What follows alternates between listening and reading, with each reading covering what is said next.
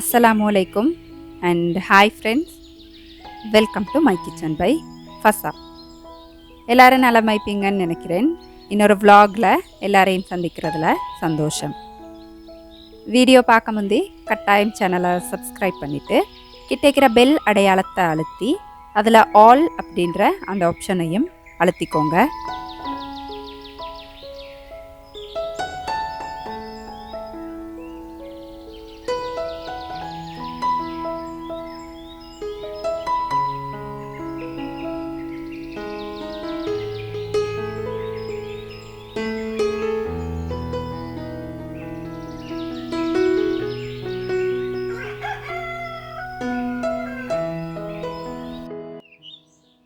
தோட்டத்தில் நல்லா காய்கறிகள் காய்ச்சி இருந்துச்சு. அப்போ அதை வச்சு ஒரு விருந்து சமைப்பம் அப்படின்ட்டு தான் பறிச்சிட்டிக்கிறேன். என்ன காய்கறிகள் அப்படின்னா கத்திரிக்காய். இந்த சீசனில் நல்லா காய்க்குது. அப்போ கத்திரிக்காவை பொறிச்சு நல்ல ஒரு சம்பல் செஞ்சுட்டு அதோடைய கறிக்கொச்சிக்காவும் நல்லா காய்ச்சி இருந்துச்சு. அப்போ உப்பு மாங்காவெல்லாம் போட்டு நல்ல ஒரு புளிக்கறி செய்வோம் அப்படின்னு நினச்சேன். அதோட நல்ல ஒரு இறைச்சிக்கறி ரெசிப்பியையும் உங்களோட ஷேர் பண்ணணும் அப்படின்னு நினைக்கிறேன்.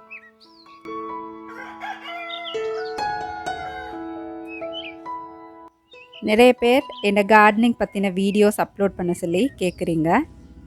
நிறைய பேருக்கு அது பிரயோசனமாக இருக்கும் அப்படின்டா இன்ஷா அல்லாஹ் கட்டாயம் நான் அப்லோட் பண்ணுவேன். வேலை கொஞ்சம் கூடவா ஈக்கிறதால நீங்கள் ரிக்வஸ்ட் பண்ணுற வீடியோஸ் எனக்கு உடனேவே அப்லோட் பண்ண இயலாமிக்குது. ரெசிபீஸ் ஆகட்டும், இந்த மாதிரி கார்டனிங் விலாக்ஸ் ஆகட்டும், நான் எல்லாம் எழுதி தான் வச்சுக்கிறேன்.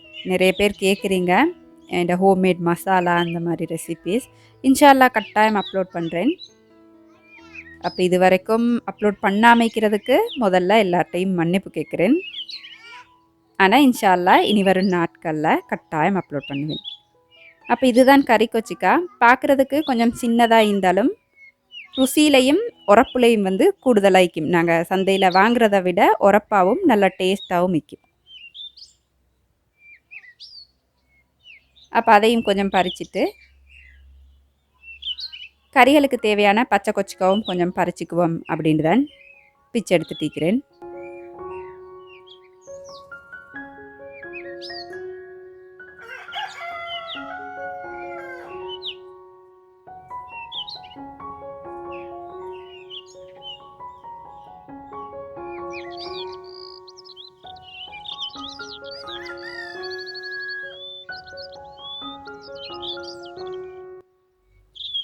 அப்போ இன்றைக்கி தோட்டத்தில் மாஷாலாண்டு பெரிய ஒரு அறுவடை தான். இன்னொரு ஸ்பெஷலான விஷயம் உங்கள்கிட்ட காட்டணும். என்னென்னா எங்களோட தோட்டத்து கிலோ பேரக்காய்.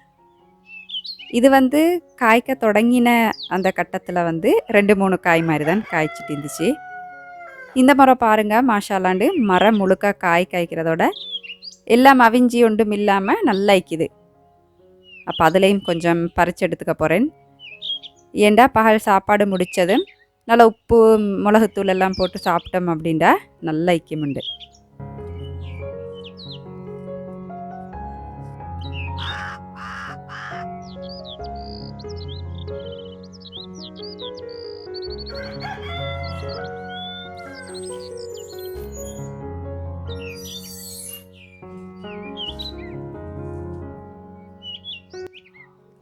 முதலாவது இந்த கருவாடை செஞ்ச காய்கறி எல்லாம் இப்படியே பரத்தி வச்சுட்டு இப்போ நல்ல ஒரு விருந்து சமைப்பம் வாங்க எல்லாரும். அதோட இன்னொரு ஸ்பெஷலான ஒரு விஷயம் உங்களோட ஷேர் பண்ணணும். என்னை முந்தின வீடியோ சில கிளிப்ஸில் நான் ஷேர் பண்ணிப்பேன். இந்த மஞ்சள் காய வைக்கிறது முழுக்க 100% ஹோம்மேட் மஞ்சள். பார்க்கலே அவ்வளோ அழகாய்க்குது. அதோட நிறைய தூள் எனக்கு இந்த வருஷம் ஃபுல்லாக வேணும்னாலும் பாவிக்கிற அளவுக்கு நிறைய தூளிக்குது. அப்போ அதையும் எடுத்து வச்சுட்டு கத்திரிக்காவை இன்றைக்கி முந்தைய செல்லி இந்த மாதிரி பொறிச்சு சம்பல் செய்ய போகிறேன். அப்போ அதுக்கு இப்படி சின்னதாக கட் பண்ணிக்க போகிறேன். இந்த ரெசிபி செய்கிறதுக்கு உங்களுக்கு விருப்பமான மாதிரி சின்னதாக கட் பண்ணிக்கலும். இதை விட சின்னதாக உங்களுக்கு கட் பண்ணணும் அப்படின்னா கூட கட் பண்ணிக்கலும்.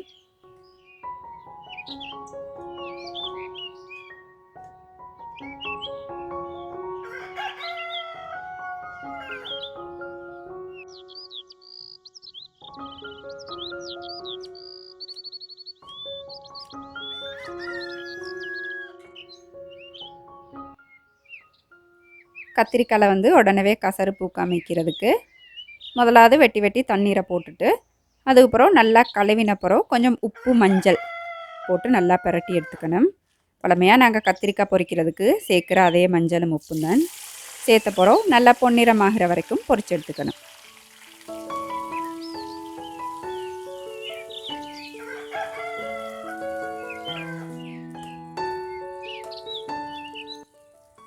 நான் இன்றைக்கு செய்கிற ரெசிபிஸ் அளவுகள் எல்லாமே டிஸ்கிரிப்ஷனில் தந்திப்பேன். டிஸ்கிரிப்ஷன் அப்படின்னா என்னோட வீடியோக்கு கீழே குட்டியாக ஒரு அம்பு குறிக்கும், அதை அழுத்தி பார்த்தீங்க அப்படின்னா உள்ளுக்கு நான் எல்லாம் டைப் பண்ணி வச்சுப்பேன்.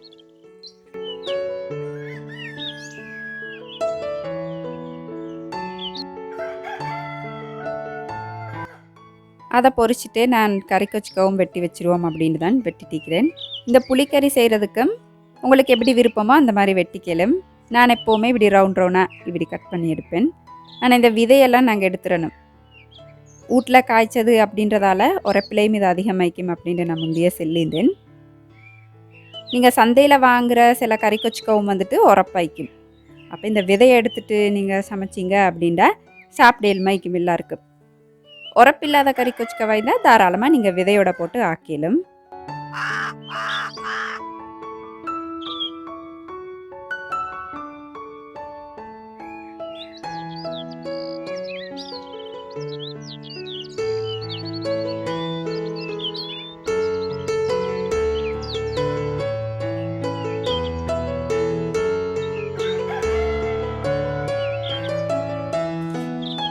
கத்திரிக்காய் இந்த மாதிரி நிறம் வந்த பிறகே எடுத்து வச்சிடணும். மிச்சம் நிறம் வர வரைக்கும் வச்சிங்க அப்படின்னா தீஞ்சு போய்த்திரும், டேஸ்ட் இருக்காது.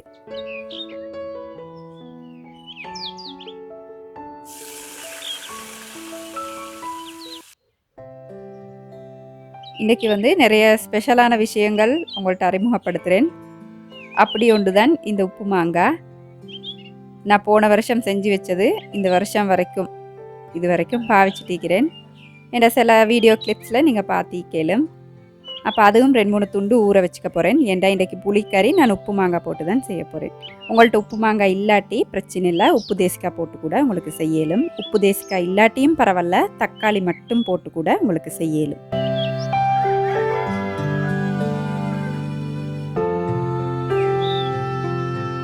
இப்போ இந்த புளிக்கறி செய்கிறதுக்கு தேவையான அளவு எண்ணெய் ஊற்றிக்கோங்க. கடுகு கொஞ்சம் போட்டு வெடிக்க விடணும். அது வெடித்த பிறகு வெங்காயம் வந்து கொஞ்சம் கூடுதலாகவே சேர்த்துக்கணும். பிறகு தேவையான அளவு தக்காளி சேர்த்து 2 நல்லா சாஃப்டாக வதங்குற வரைக்கும் கொஞ்சம் வதக்கி விடணும். அதோட கருவேப்பிலை சேர்த்துக்கோங்க. எண்ணெய்க்கு கொஞ்சம் இஞ்சி பூண்டு விழுது சேர்த்துக்கோங்க. எனக்கு அது ஷூட் ஆகிப்பட்டில்ல.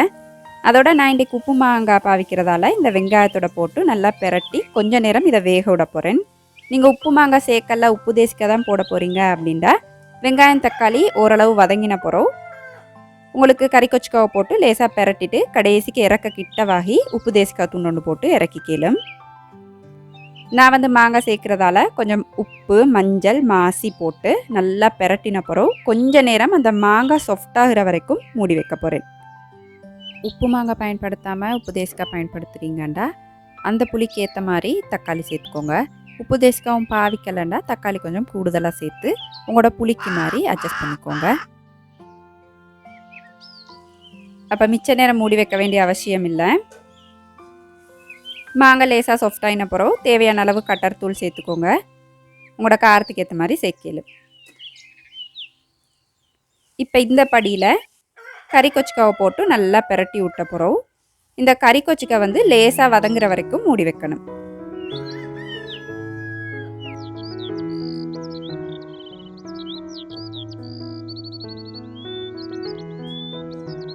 இப்போ கறி கொச்சிக்காய் நிறைய கசிஞ்சு வெந்துடாமல் ஓரளவுக்கு நல்லா வதங்கின பிறகு இதுளுக்கு தேவையான அளவு சீனி சேர்த்துக்கணும். சீனி வந்து உங்களோட விருப்பமான மாதிரி உங்களுக்கு சேர்த்துக்கலும். எவ்வளோ காரம் சேர்த்திக்கிறவங்களோ அந்த அளவுக்கு வந்து சீனியும் சேர்த்துக்கணும். சேர்த்து நல்லா பிரட்டி விட்ட பிறகு அந்த சீனி கரையிற வரைக்கும் கொஞ்சம் மூடி வைக்கணும். பிறகு இறக்க கிட்ட வாங்கின பிறகு கொஞ்சமாக கட்டிப்பால் 1-2 கரண்டி வரைக்கும் போட்டு நீங்கள் பிரட்டக்கலையே அது கொதிச்சிரும். அப்போ உங்களுக்கு இறக்கிடலும். உப்பு தேசிக்காய் சேர்க்குறீங்க அப்படின்டா லாஸ்ட்டில் இந்த ஸ்டேஜில் வந்து உப்பு தேசிக்காய் துண்டு போட்டு நல்லா பிரட்டி விட்டுட்டு எடுத்துடலும். அப்போ எங்களோட புளிக்கறி வந்துட்டு பர்ஃபெக்டாக ரெடி ஆயிரும்.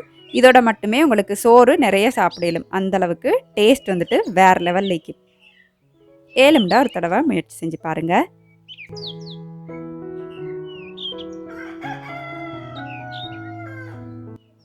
ஸ்பெஷலான இறைச்சிக்கறி ரெசிபி பார்ப்போம். அதுக்கு தேவையான அளவு எண்ணெய் சேர்த்துக்கணும். சேர்த்து எண்ணெய் நல்லா கொதிச்ச பிறகு கொஞ்சம் கடுகு வெந்தயம் சேர்த்து நல்லா முருக விட்டுறணும். அதோட தேவையான அளவு வெங்காயம் சேர்த்துக்கணும். சின்ன வெங்காயம் சேர்த்திங்க அப்படின்னா நல்லா டேஸ்ட் ஆகிக்கும். பெரிய வெங்காயம் அப்படின்னாலும் பரவாயில்ல, ஆனால் 7 மண்டா சின்ன வெங்காயம் கொஞ்சம் கூடுதலாக சேர்த்துக்கோங்க.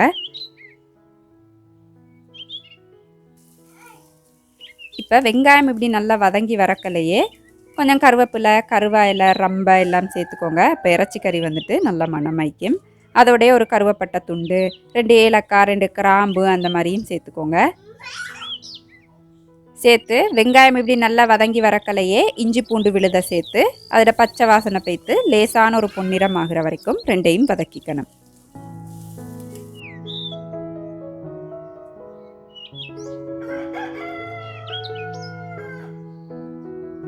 இப்போ இந்த மசாலாத்தூள், கொச்சிக்கத்தூள், சரக்குத்தூள், மஞ்சள், மிளகுத்தூள், நச்சீரகத்தூள் எல்லாத்தையும் இந்த எண்ணெயிலே போட்டு கொஞ்சம் நேரம் இப்படி வறுத்துக்கணும். இறைச்சிக்கறியாக இருந்தால் நீங்கள் இப்படி வறுத்தாக்கி பாருங்கள், டேஸ்ட் வந்துட்டு வேறு லெவலில் இருக்கும். இப்போ கோழி சமைக்கிறீங்க அப்படின்னா மசாலாவெல்லாம் கோழியில் இறைச்சியில் போட்டு நல்லா பெரட்டிட்டு அந்த மாதிரி ஆக்கிக்கலும். இப்போ இப்படி ஆக்கினாண்டா கலரும் வந்துட்டு அழகாய்க்கும், மனம் வந்துட்டு அப்படி நல்லாய்க்கும். ஏழும்ல ஒரு தடவை முயற்சி செஞ்சு பாருங்கள். இப்போ லேசாக இப்படி கலர் மாறி வரக்கலையே மசாலாத்தூள் எல்லாம் ஏற்கனவே கழுவி வச்சு இந்த இறைச்சை போட்டு இந்த மசாலா தூளோட நல்லா பெரட்டிக்கணும். தேவையான அளவு உப்பு சேர்த்துக்கோங்க. இறைச்சி வாங்கக்கல எப்போவுமே முள்ளோட கொஞ்சம் கலந்து வாங்கினீங்க அப்படின்னா நல்லா டேஸ்ட்டாக இருக்கும். இப்போ அப்படியே மூடி கொஞ்சம் நேரம் வச்சிடணும். ஒரு 5 நிமிஷம் அந்த மாதிரி வச்சிடணும். 5 நிமிஷத்துக்கு பிறகு அந்த இறைச்சியில் உள்ள தண்ணியெல்லாம் இந்த மாதிரி அது வெளியே விட்டிக்கும். இப்போ நல்லா பெரட்டின பிறகு தான் நாங்கள் தேவையான அளவு இறைச்சி வேகிறதுக்கு தேவையான அளவு தண்ணி சேர்த்துக்கணும். 7 மண்டா சுடு தண்ணி சேர்த்துக்கோங்க, டேஸ்ட் வந்துட்டு குறையாமிக்கு. நல்லா இறைச்சி தாழ்கிற அளவுக்கு தண்ணி சேர்த்து நல்லா கொதிக்க விட்டுறணும். அதுக்கிடையில் நான் இன்றைக்கு கொஞ்சம் தேங்காய் சோறு ஆக்குவோம் அப்படின்ட்டு தான் அரிசி அரிச்சிட்டிக்கிறேன். தேங்காய் சோறு எப்போவுமே பெரிய அரிசிக்கு ஆக்கினீங்க அப்படின்னா நல்லா டேஸ்ட் ஆகிக்கும். அப்போ வீட்லேயே அவிச்சு குத்துற அரிசின்றதால டேஸ்ட் வந்துட்டு வேறு லெவலில் இருக்கும். அரிசி கழுவுற தண்ணி, இந்த பருப்பு, இறைச்சி, மீன் கழுவுற தண்ணியை ஒரு நாளும் வீசாமல் வீட்டில் செடிகள் வளர்க்குறீங்க அப்படின்னா அதுகளுக்கு ஊற்றுங்க, நல்லா செழிப்பாக வளரும்.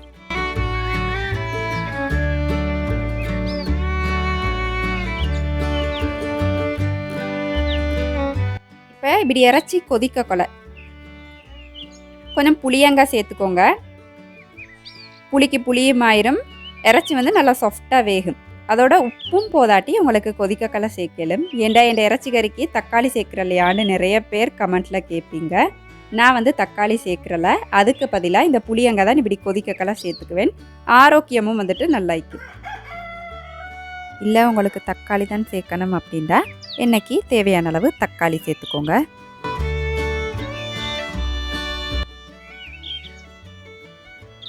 இப்போ இறைச்செல்லாம் நல்லா வெந்து உங்களுக்கு தேவையான அளவு ஆணம் வந்த பிறகு இறக்கி வச்சிடலும்.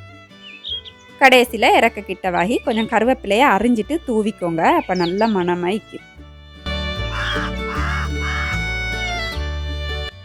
இறைச்சிக்கு வந்து பச்சை கொச்சிக்காய் உங்களுக்கு விருப்பம் தான் சேர்த்துக்கலும், நான் தான் சேர்க்குறல.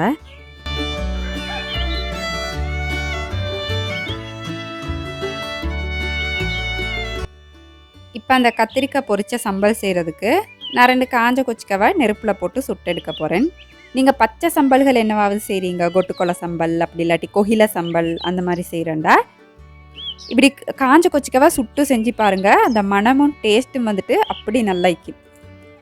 இப்போ நான் வளமையாக அந்த பச்சை சம்பலுக்கு தேவைப்படுற மாதிரி வெங்காயம், தக்காளி, பச்சை கொச்சிக்காய், மாசி, அதோட நான் சுட்டு வச்சிருந்த அந்த காஞ்ச கொச்சிக்காய், தேவையான அளவு உப்பு, அதோட புளிப்பு தேவையான அளவு தேசிக்காய் புளி சேர்த்து நல்லா பெரட்டின பிறகு ஏற்கனவே பொரிச்சு வச்சிருந்த கத்திரிக்காய், அதோட கொஞ்சம் கருவேப்பிலையும் பொரிச்சு வச்சிருந்தேன்.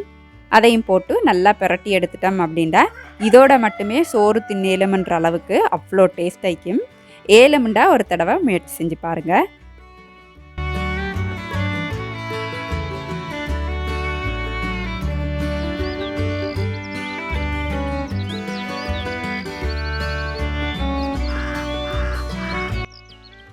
கிலோ பேரக்காய் சாப்பிடக்கல எப்போவுமே கொஞ்சம் உப்புத்தூள், மிளகுத்தூள், தேவைண்டா கொஞ்சம் கொச்சிக்காத்தூளும் சேர்த்து சாப்பிட்டோம் அப்படின்னா நல்லா டேஸ்ட் ஆகிக்கும். அப்போ சாப்பிட்ட பிறகு சாப்பிடலும் அப்படின்ட்டு அதையும் நான் இப்படி ரெடி பண்ணி வைக்க போகிறேன். தேங்காய் சோறு ரெசிபி வந்து ஏற்கனவே நான் அப்லோட் பண்ணிக்கிறேன். வேணும்டா வீடியோட லிங்க்கை டிஸ்கிரிப்ஷனில் தாரேன், பார்த்துக்கோங்க. தேங்காய் சோறு இல்லாமல் நெய் சோறு கூட இந்த கறிகளுக்கு நல்லா டேஸ்ட் ஆகிக்கும். அப்போ அதுவும் நான் அப்லோட் பண்ணிக்கிறேன். வேணும்டா அந்த வீடியோட லிங்க்கையும் டிஸ்கிரிப்ஷனில் தாரேன். அப்போ என் பகல் வேலை வந்துட்டு இப்படி தான் போய்த்துச்சு.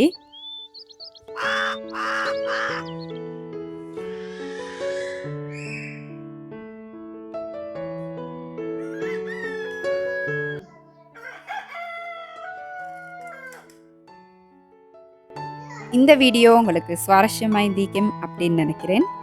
ஸோ லைக் பண்ணுங்கள், ஃப்ரெண்ட்ஸ் அண்ட் ஃபேமிலி கூட ஷேர் பண்ணிவிட்டு மறக்காமல் சேனலை சப்ஸ்கிரைப் பண்ணிக்கோங்க.